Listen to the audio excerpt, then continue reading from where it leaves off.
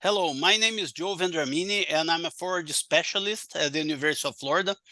And today we have here Mr. Jim Strickland, and we'll talk a little bit about his experience with leased lands in Florida. Jim, can you please introduce yourself and tell us a brief introduction about your experience with leasing land in Florida? I'm Jim Strickland, and I'm mainly in Southwest Florida. I've been in the cattle business since I was about 13 whenever I bought my first cows, and it was on leased land. And since then, I have been leasing land up until probably a lot of land up until probably 5 years ago, and still lease a little bit of land that I continue to lease. So most of my experience is going to be for the last 50 years and not actively going into the future. And Jim, I understand that your leases were mainly for beef cattle production, correct? That is correct. Everything I leased was for beef cattle.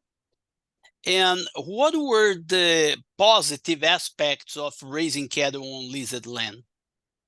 Well, the positive was I didn't have any money. So I couldn't afford to buy land. I always owned a little bit of land, but never any huge expanses of land. And my father didn't leave me, any big amount of land that had cattle on it. So whenever he died, we had probably 1,400 head of cows on leased land in 4 or 5 different spots. And that started out my real leasing the land myself and dealing with it. The good thing is I didn't have any money, so I could lease land and couldn't buy land. If I bought land, I wouldn't have had enough cattle to justify, really doing it.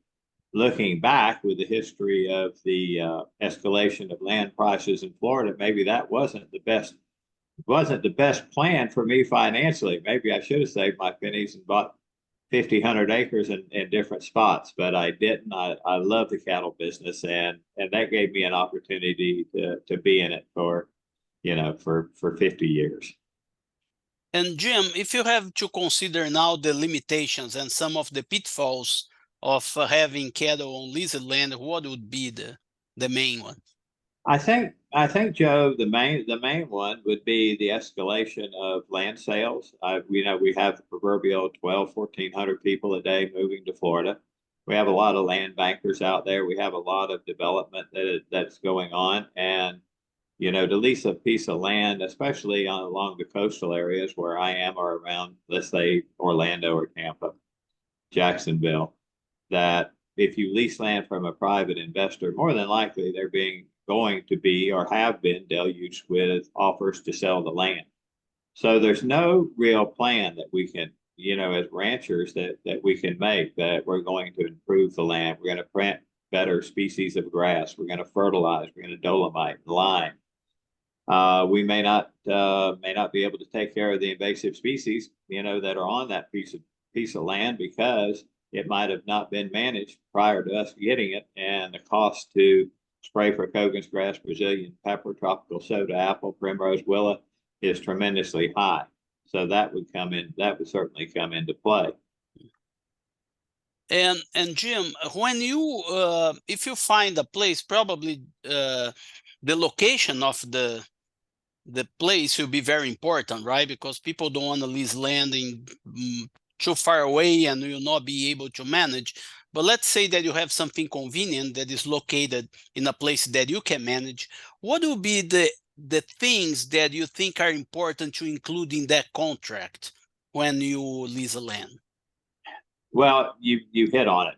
Having a presence on the land, if it's 150 miles from your home place, is certainly important. But if I was going to lease some land, that would say adjoining one of our ranches now, it would be the terms of the lease.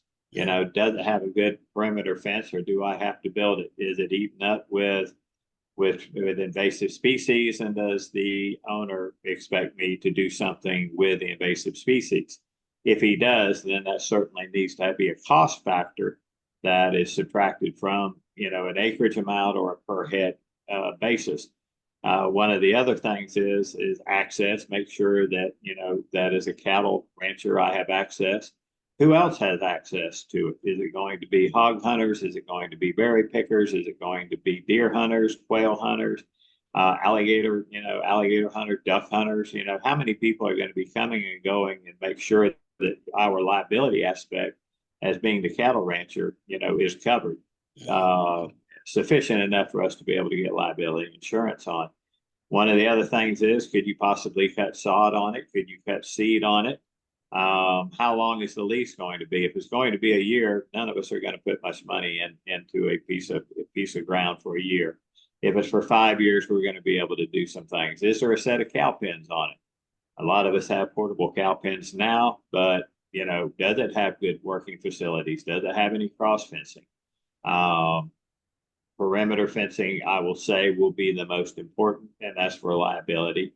And the relationship between the lessor and the lessee is paramount. You have to have a understanding lessee and an understanding lessor to where they both accomplish the goals on that piece of land. That's going to take quite a bit of dialogue. And Jim, based on your current experience now that you have seen on the leasing land, so on time and length of the lease is quite important, right? Because like you said, you have a lot of investment and probably some things that you need to do to the land and to be able to have cattle there. So do you think that this is a deal breaker when you try to find a place? And what do you think will be a minimum length of the lease that will be practical for both, for the leaser and the leasee?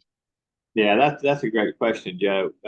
Just it depends on the circumstances. What if we just sold a ranch? We got a great group of cows. Prices are high.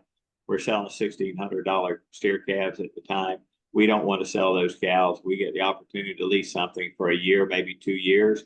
We know this cattle cycle is going to go up and it's going to go down, and we're looking at right now being an up. Let's talk about today. Then we may pay a good amount for a 1 or a 2 year lease to where we can get 1 or 2 more calves.